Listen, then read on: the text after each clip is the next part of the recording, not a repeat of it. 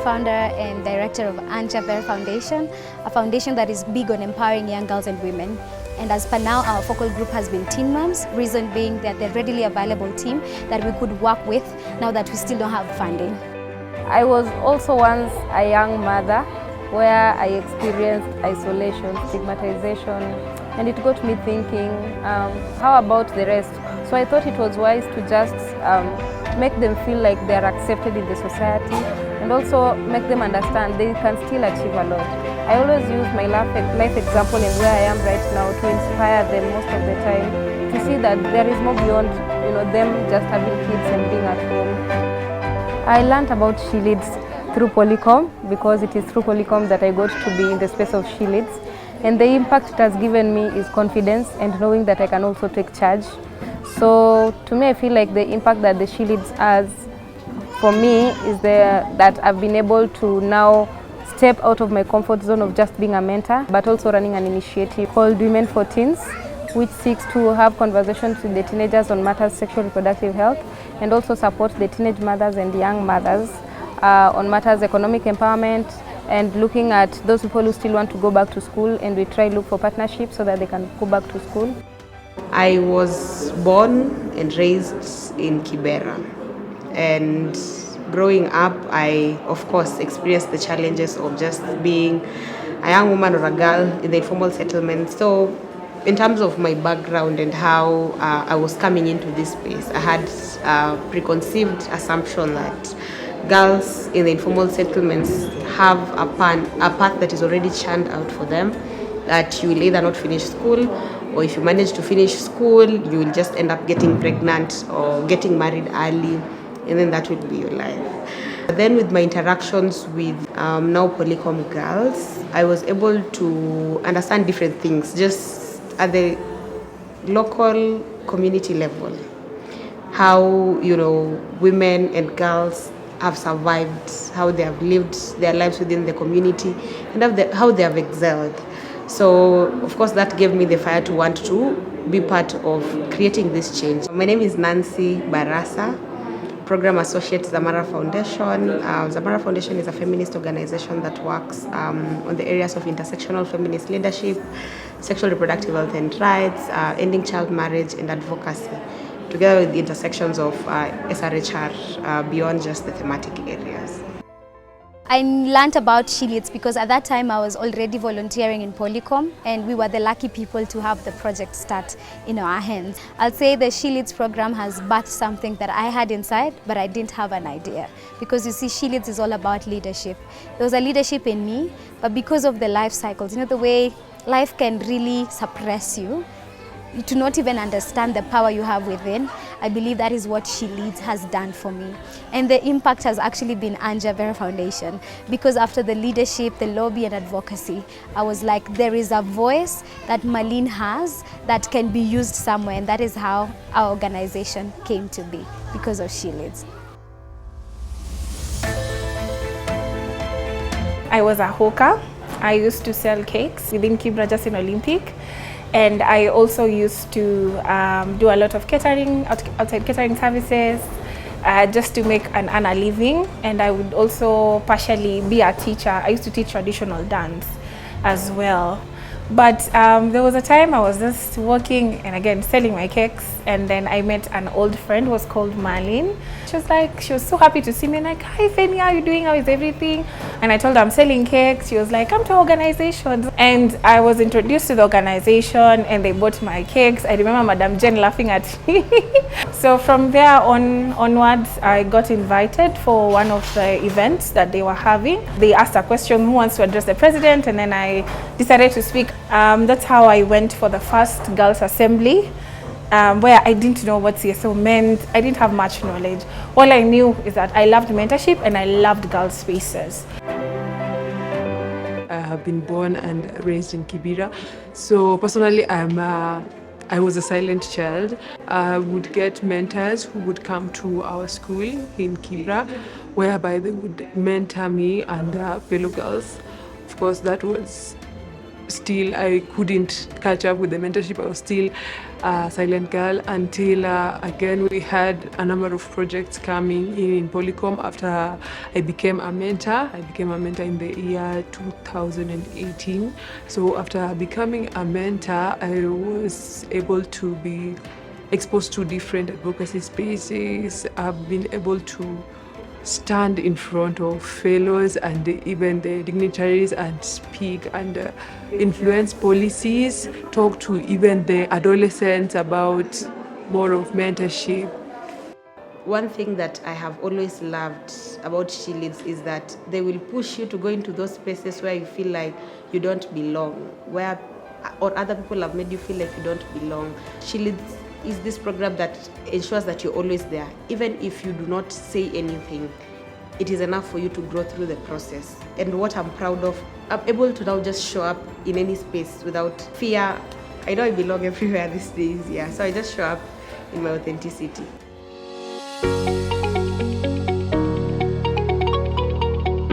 The project has really taught the girls to be leaders. They are very powerful leaders. They speak up on issues affecting them. They show up, and they don't just show up to be seen. They show up to be heard, and that is something that I really appreciate. So because of that, they have been able to get themselves to various leadership positions. We have leadership within MOFA. We have leadership within UNFPA Advisory Board, and we have leadership in different committees within Nairobi County and Homa Bay County. Before I came to Polycom through the She Leads project, I was a young girl in the community trying to make ends meet and also just doing some community services like making pads and also making masks to supply to the vulnerable people and also the old people in the community. So we would do this by bringing people together to bring in a pool of money, and also as we did this, we used to post them in the social media. So I remember one of us posting in the community group, that is the Kanyipir group. And then from that post is when Polycom got to identify as our group. Then they capacity built us on matters, organizational strengthening and stuff like that. And from this, we would grow to get more funding to just distribute the pads and also just the mask. Through this, we got now to be part of a proposal, that this is the She Leads proposal. I didn't know that the She Leads project was coming. So when it came, again, Polycom identified me to travel with some girls from Homa Bay to our first assembly now in 2021 that happened in Nairobi. And then from this assembly is when I was voted in to be the Girls and Young Women representative for the Homa Bay. And then I couldn't stay in this position for so long. The people in Kenya now, the 6 counties, now elected me to represent them as their focal person in the country steering committee for the She Leads project. So it has been growth and growth like that. Now opportunities now kept coming in because in this space, Polycom capacity built us on matters evidence-based advocacy. So this one would do them back at home. And then from here, an opportunity came to apply for the Youth Advisory Committee, being a member for the Youth Advisory Committee for the Embassy of Netherlands. So from this, the confidence kept on building, and also me being aware of who I am, and also just knowing my niche as a person. So it has been a journey for me. You grow and you never know who will identify you at that moment. So from there, opportunities kept coming in, being able to just attend both local and also international advocacy spaces. Polycom began having mentorship sessions in my school, and I was very active in the classes. And through that, I was able to be chosen as an ambassador. And in the year 2019, when I was in class 8, I was chosen to represent girls at the ICPD Plus 25, where I was given the chance to speak at the closing ceremony just before the now President William Ruto. My highlight of this summit is the commitment of my president that other girls and I who are worried about their education can access it without no worries. I did not realize that I was a leader, that the leadership in me was still asleep. I was actually privileged to have attended the first Girls and Young Women Assembly She Leads project. Through the experience, I was able to learn, and through that, I was able to go broader, like elaborate and go have branches in my leadership capacity because it wasn't nurtured. Being involved in the meeting spaces through Polycom, because Polycom has taken me into spaces where I'd be needed to maybe express myself and talk. And I would watch people speak and I'm like, I also want to be able to air out issues the same way they're doing. And you will see young people coming up with initiatives, and it made me question, why not us from Kibera? So I feel like it has really contributed in that development of confidence, courage, and being able to access the many spaces.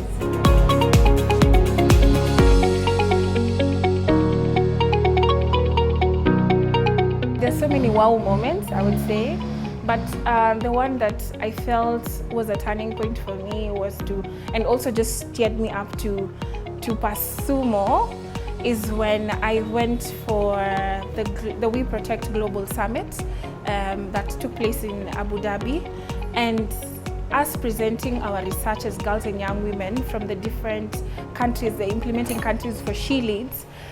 I was so amazed at how the ministers, the global ministers, they sat down and listened to us and even incorporated some of the recommendations that we gave them into that document and said that they would follow up to the latter.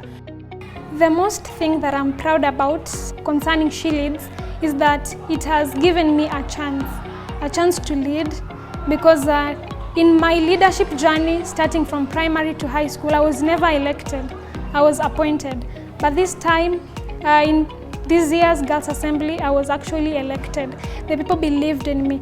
In my university, I'm a student at the Multimedia University. In my class, actually, people know me as someone who fights for girls' rights. In my community, I am actually taking part in various activities. I schooled at Karam Academy, and I came back to be a mentor, to nurture the talents of the young kids. I'm also a leader at my church, where I lead other youths to identify their full purpose and to follow their faith to the latter.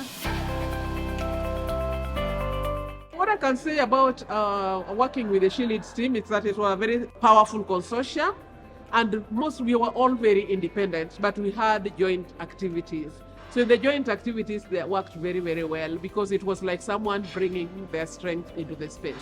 With the networks we've had, we've gotten support from the She Leads cohort. So how we are going to sustain this activities is we are hoping to get funding, because we are big on climate justice. Yeah. So one of the things we have in mind as Anjaber is to even create jobs for these girls, is to recycle plastic bags and make the reusable handbags from them. Yes, also soap making. There's also girls who want to venture into fashion and design. So we were thinking of setting up a dada space where they can sell their things when our visitors come, or where we can do exchange programs with partners like Polycom and the likes, where we can go and showcase what the girls have done. And so the profits in return would go back to the organization.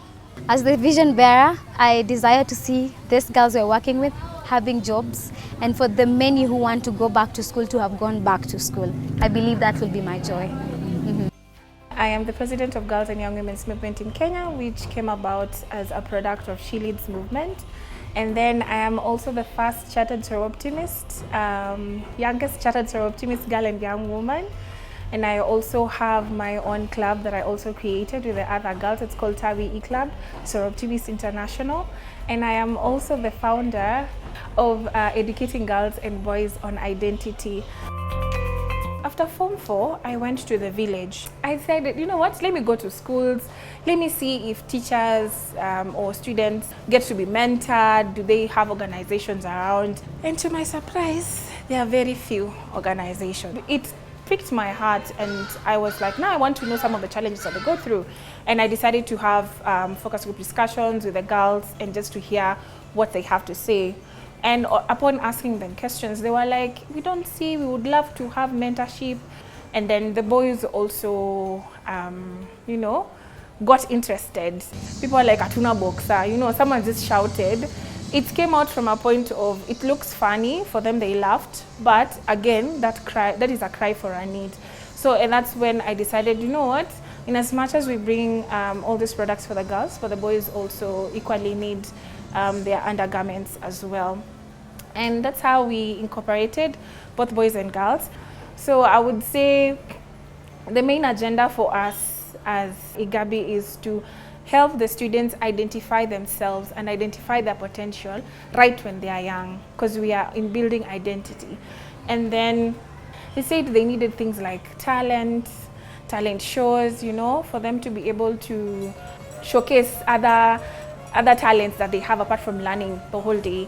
And then we also do a lot of debating with the students so that they'll be able to interact with the other learners, and not only to just learn whatever is happening, but also to incorporate that in their afterlife, so that you find by the time this person is becoming an adult, it makes them easier to be able to advocate for things within the community, because they already speak from a point of research, understanding and experience. And I'm also strong on agroecology, because we have a very good group of farmers within. We are called Olwach Kimira scheme, and I would really love for me to upscale the banana farming in my village, not only for it to be a crop but also to be used in business-wise.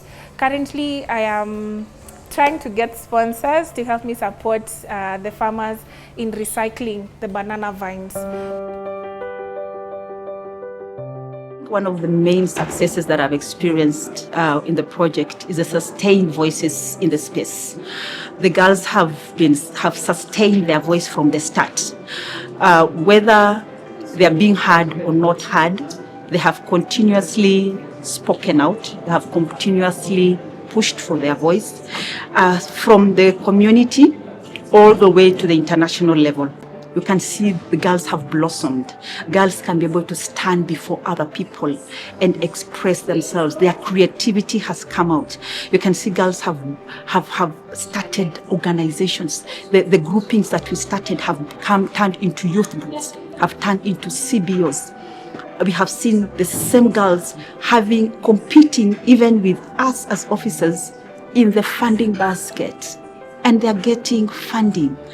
Actually, even for Kwale, we have one of the girls group that was funded 8 million shillings by YSW, an organization. So you see, that means also the civil society networks is open towards, you know, supporting the girls' advocacy.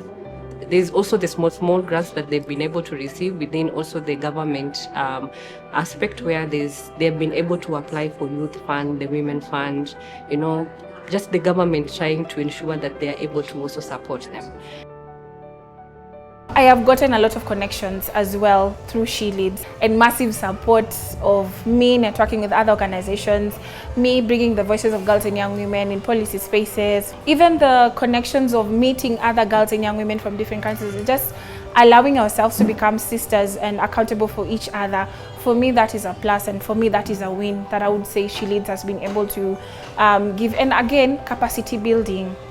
Yeah, so I would really commend Polycom and Femnet for being very intentional. For sustainability, one thing I always say is we tend to despise the small beginnings.